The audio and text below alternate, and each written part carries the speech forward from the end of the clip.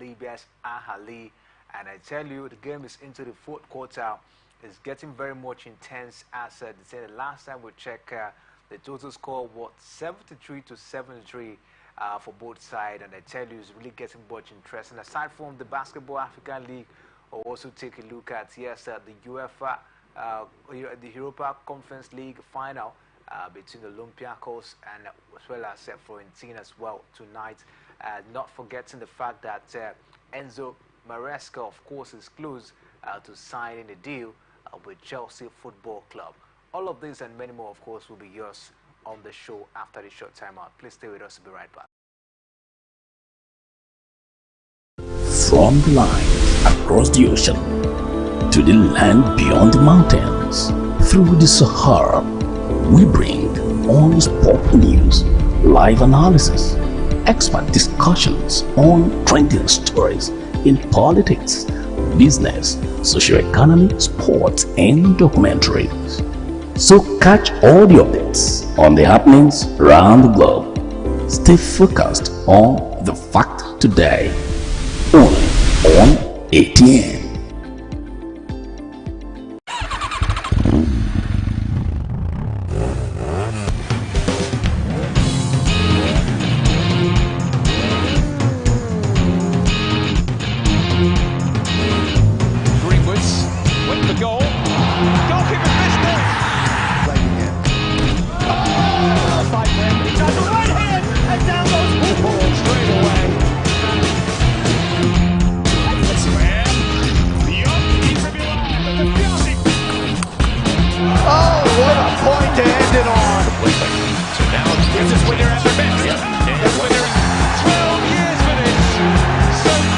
Welcome back. It's the Sports Extraordinary on Atlantic Television Network. Of course, joining me to do justice on the issues we have on our menu this evening is also Emmanuel Michael. Good evening to you, and welcome to the show.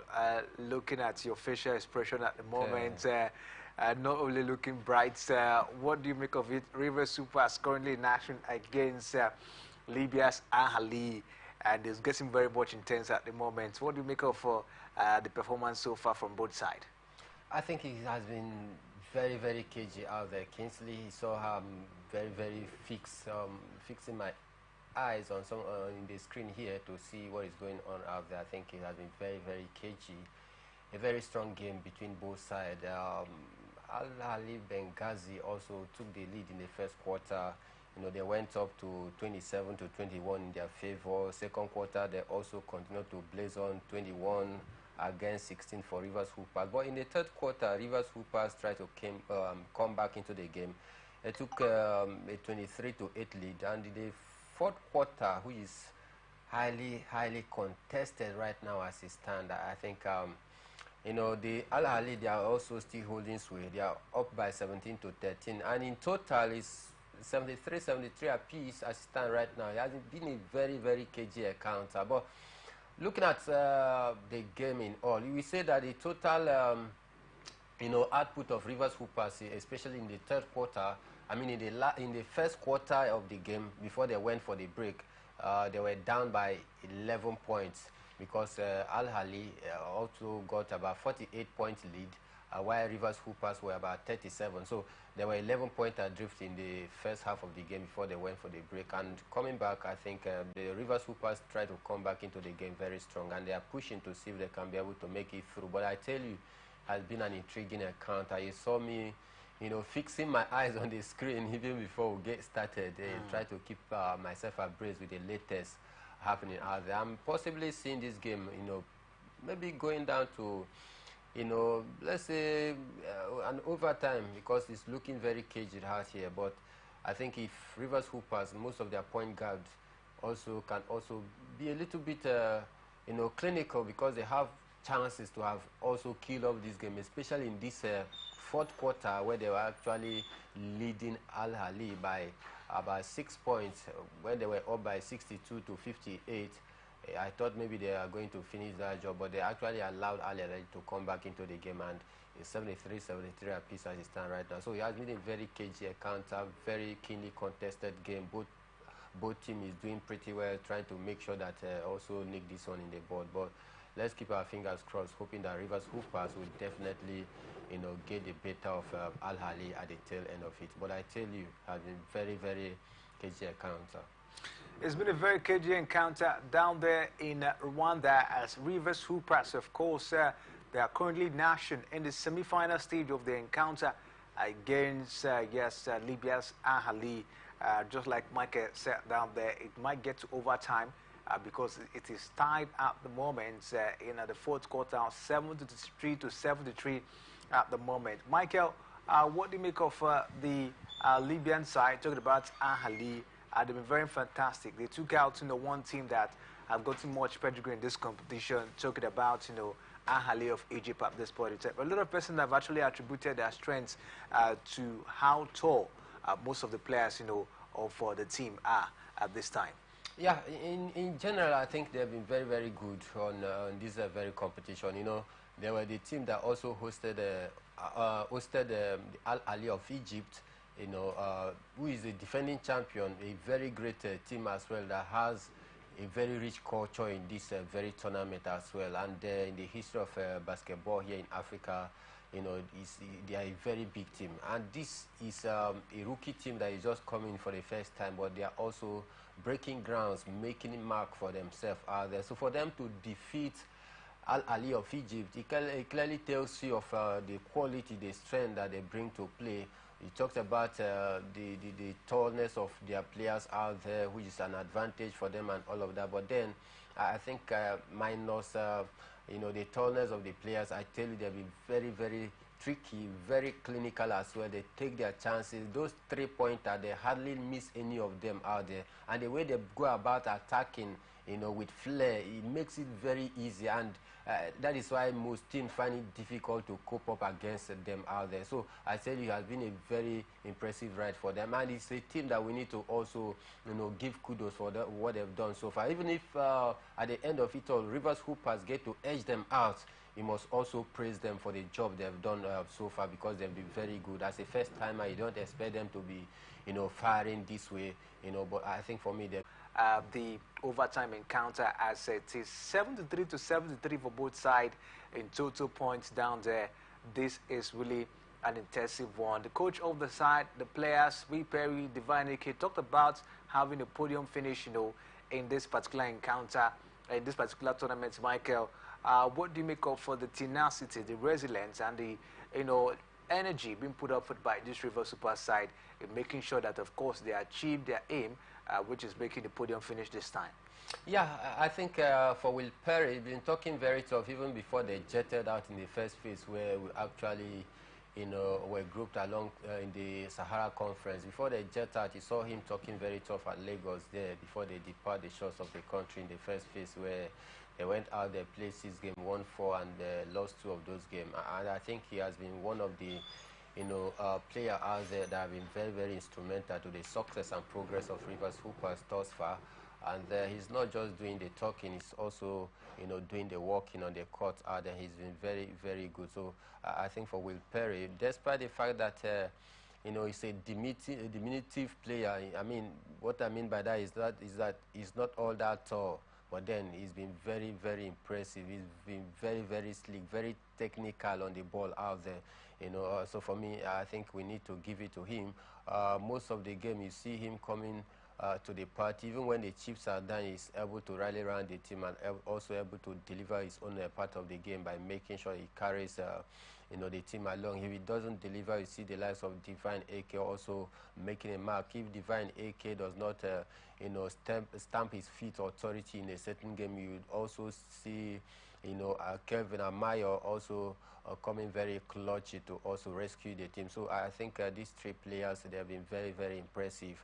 But most especially for Will Perry, I think he has been man of the tournament for me, for Rivers Hoopers, because I think this lad is doing great things out there. So for me, I still believe that if he can continue in this fine and impressive form, and other players like Divine AK, Kelvin and Mayo also live up to the expectation to complement his effort, I tell you, we might come out victorious in this very game today. The game is still in overtime, and the boys are still, of course, looking forward to get something done and dusted, as it stands. And the coach of the side, as earlier talked about, River Supers, of course, uh, that he said they really have to do more work, and I think the work they've done has actually helped them, of course, to be able to maybe put up a very impressive performance this time. We'll keep our fingers crossed, see how this one, of course, will end. It's in the fourth quarter as we speak. Overtime it is now.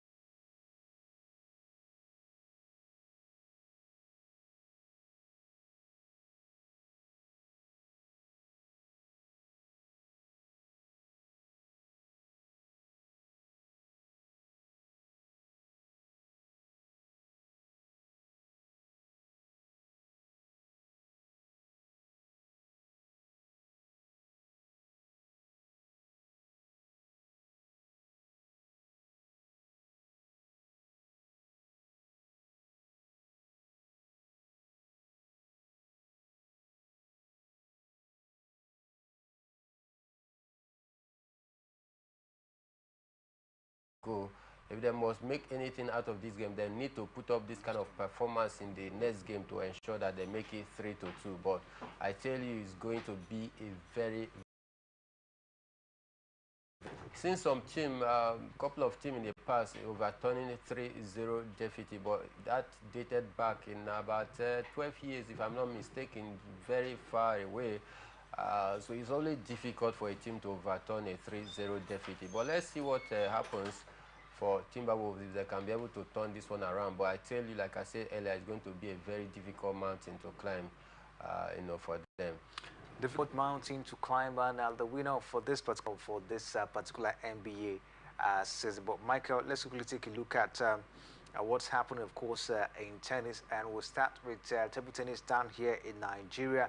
As less than 2 months after surrendering the top spots in the continental ranking, Cody Arona has reclaimed his place after leaping to 17th place in the latest ITTF ranking released yesterday by the World Table Tennis ruling body. Arona, who recently reclaimed the ICCF African Cup in Rwanda earlier this month, rose by 2 steps up the ranking ladder to become the highest rated African in the world. Michael, Arona Quadri, of course, stepping up in the ITCF world ranking.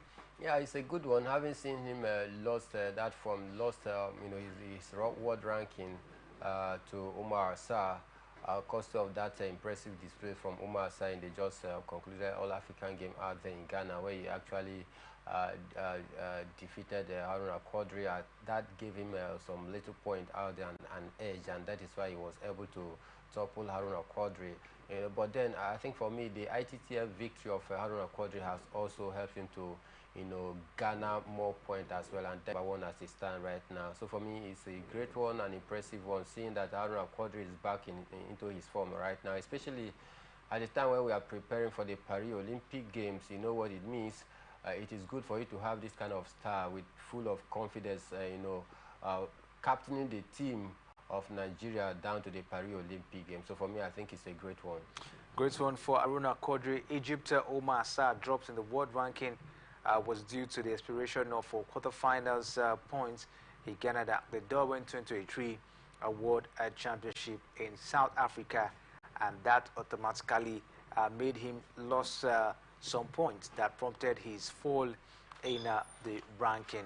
African biggest movers in May include Egypt Mohamed Bali, who became third best ranked player on the continent and 49th in the world after finishing the runner-up at the 2024 ITTF African Cup. He lost 4-0 to Aruna in Kigali in that particular one. And following the conclusion of all continental quotas for the Olympic Games, players are now eager to pick up their tickets to Paris through the world ranking, which will be enforced on the 1st of June as ITTF conclude the list of participants at the 2024 Olympic Games in France. But Michael, we have to stay away from table tennis now as we take a look at the French Open currently ongoing at the moment. Some interesting results we've seen so far. Carlos Alcaraz, of course, stepping up this time. He was able to beat just Alcaraz. You know, in the past, a few months ago, we were tipping Carlos Alcaraz to be the new face of ATP, but then he has not been able to maintain consistency, and that is why we saw players like Yannick Sinner coming to depose him of his second position in the world ranking. Now he's seated at third in the world ranking out there because of lack of consistency for him. But then I think it's a great one seeing him winning this one to progress through.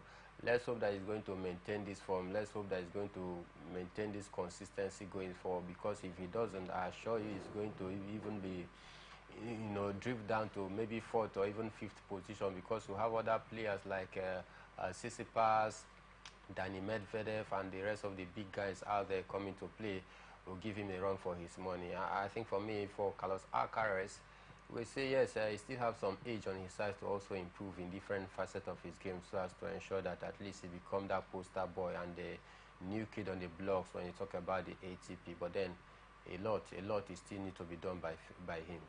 A lot, of course, still needs to be done by Carlos Alcaraz, but we can tell you that in the female category, Caroline Garcia has been ousted by Ons Jabeur in a 6-3, 6-1, 6-3 encounter down there. Ons Jabeur, of course, you know, stepping up her game and looking forward to see if she can win a Grand Slam for herself. Yeah, great one for Ons Jabeur. We know how difficult it has been for Ons Jabeur, especially whenever she gets close to winning any major title out there. She just fumbled at a time where you expect her to also be up there, you know, fighting for the big trophy. She has done well for herself in the past, no doubt, but then looking at the expectation reposed on her in this part of the continent, especially Africa, because she is the only eyes, you know, for Africa in the WTA. There is this always high expectation coming from the African continent on her to also continue to fire from all cylinders, so that she can be able to bring glory and honor to the continent of Africa. But whenever she gets close to, you know, success, it looks as though something comes to take it off her. But let's hope that this time around she has been able to learn her lesson in the past and work on her game. But then there's still a long way for her to go, because we still have some of the big names out there still very much around, the likes of you know, Carlos Alcaraz, Tsitsipas, Coco Gauff. They are still very much around. But for me, I think it's a great one for her, a great one for Africa, you know, because she has gotten this victory. Because of this victory, this has also boosted her confidence going forward in the next game. Let's say it goes, but of course we can tell you that the game between Iga Swiatek and Naomi Osaka is currently on, and it's really getting interesting, because what we're saying, Naomi Osaka is really stepping up in that game. In the first set, yes, she lost 7-6, but in the second set, she was able to get past Iga Swiatek 6-1. Third set is currently on at the moment. I don't know what you make of the intense encounter in this one between Iga Swiatek and Naomi Osaka. Yeah, you expect that, because these are two great players. For Naomi Osaka, coming back after maternity leave, you expect her to also want to get back her mojo, but then against a world #1 that have also maintained that consistency over the years in the person of Iga Swiatek. You don't expect it to be an easy game, because for Naomi Osaka, she has the experience, she has been there, she has experienced it all. And for Iga Swiatek, if she get to win this very one, she's going to be, the first woman in a very long time to win, the Australian Open. I mean, the French Open, maybe 3 consecutive time right now. So that will also propel her to also double her effort. But for Naomi Osaka, one who has the experience, coming back after maternity leave, you expect her to also want to fight very hard to also ensure that she get back to reckoning, and that is why the game is very, very cagey out there. And when two strong players meet on the court, this is what is expected of them out there, because this is what makes the fans, tennis fans out there, very happy, keep them on the edge of their seat, not knowing what to expect in the next quarter of the game out there. So for me, it has been very great, and this is what we hope to see, this kind of competitiveness among two great players, because it will be very boring, if it is a one-way ride for Iga Swiatek, it will become very boring. So for me, I expect this kind of stiff competition among themselves. All right, let's see how it goes, but we can confirm to you that the game between Rivers Supers and Ahali of Libya. Well, this is where the cookies crumble for them, and then I think they will be holding their head very high, in this very one, having come thus far, even when nobody expected them to get this far into the competition. Looking at our history and background, what they stand for in the Basketball African League. This is their second official out in the Basketball African League. So you want to say they've done well for themselves, breaking a record as it has to do with Nigeria here, of becoming the first team to get to the semi-final. But for Al Ahly of Libya, he must also give it to this team. They are making their mark out there. And as it stands right now, I tell you, they are the favorites to leave this very well, because I don't see any team coming up against them that can be able to hold on to the pressure. If not for the resilience of Rivers Hoopers, I think by fourth or even by fourth quarter, it should have been done and dusted. But Rivers Hoopers were able to fight by the talking about the Al Ahly of Libya, which was able to come back into the game, draw level, and took the lead. The Rivers Hoopers continued to chase from behind, and at the tail end of it, he won. He went to the overtime, and they could not hold their own. So for me, big congratulations to Libya, to Al Ahly of Libya. But for Rivers Hoopers, I think they did their best. It's just that their best weren't good enough. Some reports coming out from what we've seen as well. A lot of disagreements on the level of officiating. Players were actually fouled, and those fouls, of course, were not given, especially the likes of Perry, which we saw in the overtime period, was fouled twice, and that's a particular one did not count. The referee did not actually count that particular. I don't know what you make of the level of officiating, though I know, of course, we really have to look at it to see how the level of officiating went. Yeah, and the fact was, our players, of course, didn't agitate for those fouls. They just left it and started playing, and those fouls, coming up, probably might have been given, would have maybe been an advantage for Rivers Hoopers. I can't actually sum up my opinion right now as regard to the foul and the officiating until I go back and watch it again to see clearly if those calls were actually through foul or not. But I believe that the officials that officiated the game, they are professionals. They know when a foul is supposed to be called and when it is not supposed to be called. But one thing you understand that for a side that loses any major game out, of course we expect them to come up with maybe excuses or complaints out there. That is what it is. When it does not favor you, always cry foul. But then I think foul or no foul, they've given a good account of themselves, and it is high time for them to come back and regroup. We hear the coach of the side, Ogo Dowd, contested for the foul. But after the review, the center referee didn't still award them that particular one. So a lot actually went down. It is Ahly of Libya 89, Rivers Hoopers 83. You will say what a way, what an outing for the team from Nigeria. A lot has been learned, a lot of achievement, a lot of accolade, and we look forward to see what comes up from them going forward. Talking about Rivers Hoopers of Nigeria. We'll talk about them as well tomorrow on Show Sports Talk. It's going to be an interesting one. But Michael, let's quickly take a look at boxing at the moment, as Undisputed heavyweight champion Alexander Usyk and Tyson Fury are set to meet in a rematch on the 21st of December, according to the chairman of Saudi Arabia's General Entertainment Industry. 21st of December, the rematch between Alexander Usyk and Tyson Fury, of course, will take center stage. Yeah, we'll be expecting this very one. I think we are still yet to digest the victory of Alexander Usyk a few weeks ago. It's a good thing that they are also getting prepared for the rematch. It's going to be a great one because we actually saw Tyson Fury claiming that he won against Alexander Usyk, when he was giving out his, media address there. But then I think for me, if you had to take a look at the game again, very close, there is no doubt. It is uncontestable that Alexander Usyk actually had a bit of Tyson Fury. But then I think this rematch is going to actually clear some doubts if Tyson Fury was actually making a very valid and a very strong statement out there. The aim and their vision of using sport as a makeshift to also, wipe away some of those ugly, thoughts in the mind of people or in the heart of so many, people out there about their human rights violation is actually holding a very strong water this time around, because every major sporting activity is taken down to Saudi Arabia right now, because that is where the money is. And of course, as a sportman and woman, you want to also put your money, put your heart where your money is, rather. So for me, I think it's a great one. Now we are waiting to see, this rematch, because it's one of the biggest in the boxing world right now. All right, no venue or destination for the match was actually put up, but for what we've seen so far, it will take place during Riyadh season. Riyadh season is an entertainment festival held every winter since its launch in 2019, which has hosted a number of high-profile boxing